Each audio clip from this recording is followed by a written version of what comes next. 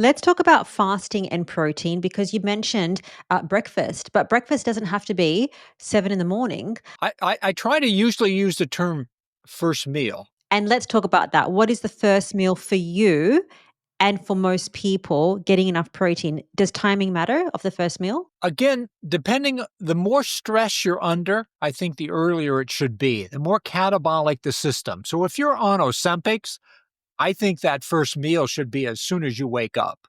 You want to get out of that catabolic state.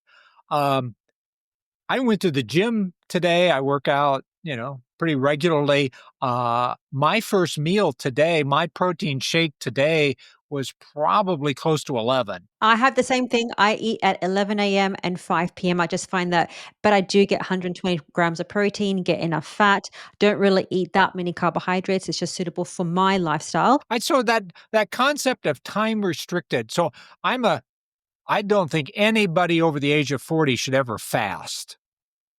We can talk about that. Um, but basically, I'm okay with time restricted eating. I do that all the time. I don't really need 3 meals. It's just more calories. So if I try to limit that middle meal to 300 calories. I just don't want much. And frankly, I feel better. So, I have a first meal 10:30, 11, and I have another meal at 6:37. That's sort of my eating pattern. So you mentioned you don't suggest people over 40 fast. So I want to ask you about OMAD, 1 meal a day. Do you think that's a good idea? It's better than none. I guess two answers. It depends on what your protein target is.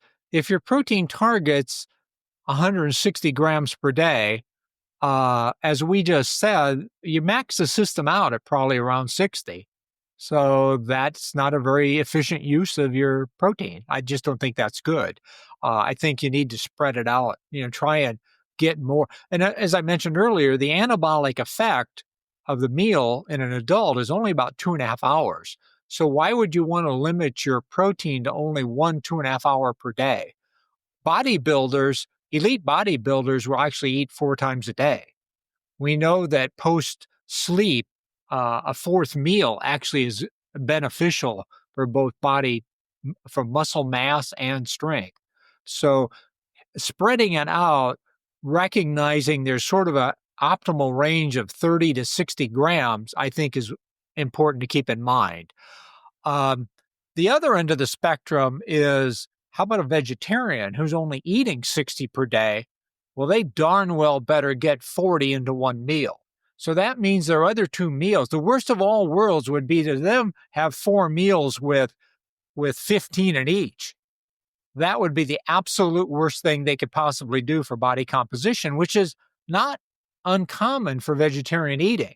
Because of the high fiber bulk, they'll have lots of small meals. So they're kind of titrating in carbs, but they're totally ignoring protein. So we know that individuals who are on low protein diets really need to be sure they get one meal up in the 40-gram range, or they will reduce their protein synthesis and muscle mass. And then, so what are your thoughts about prolonged fasting? I don't think anyone over the age of 35 should ever do it. And that's basically, Doug Patton Jones developed the concept of a catabolic crisis. Uh, People always talk about aging and they sort of look at it like it's a slow curve. It's not a slow curve. It's a series of catabolic incidents. You'll break a leg. You'll get COVID. You'll be sick for a while. You're in bed rest. During bed rest, a person over 40 can lose 7-10 pounds of muscle mass in a week. And we know that they can't regain it. So that's the same thing that can happen during fasting.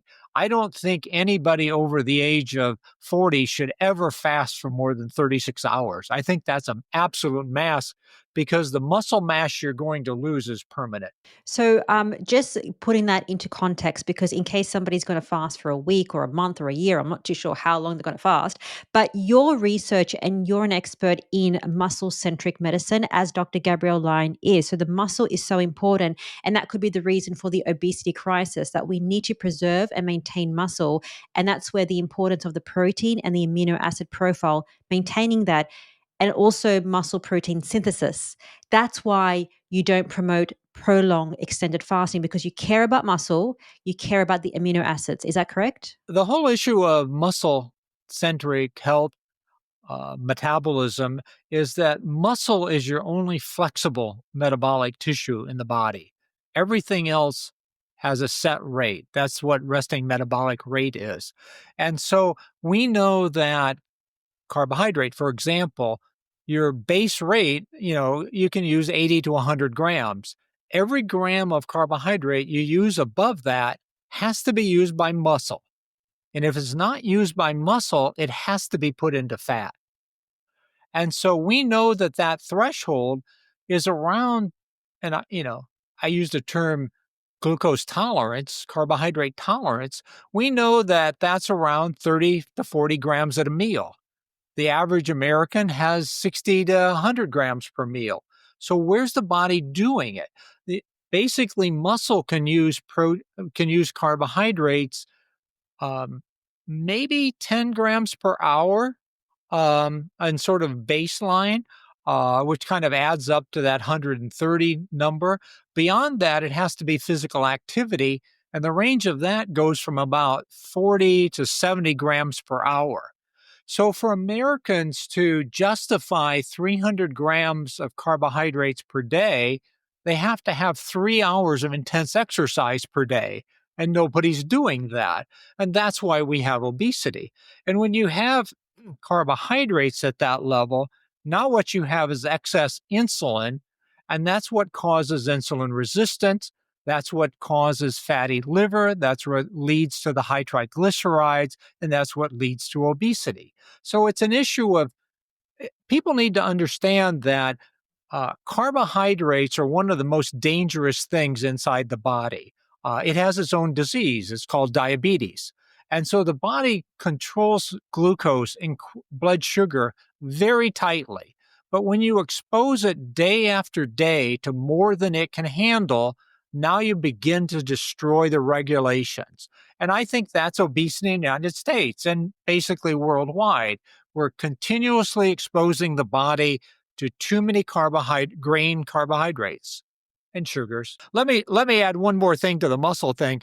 One of the things people also need to recognize, there's sort of this fear of fat. Healthy muscle at rest, you and I sitting here at the moment, our muscles should be using 80% fat. Glucose is not a good fuel. You only use it when you're under stress, higher activity. If you're extremely out of shape, walking up a flight of steps will be all glucose. But for people who are in shape, you should be 80% fat. So people have this saying, "Oh, I shouldn't eat fat." Well, actually, that's what muscle wants to use. If you're healthy, that's the best fuel.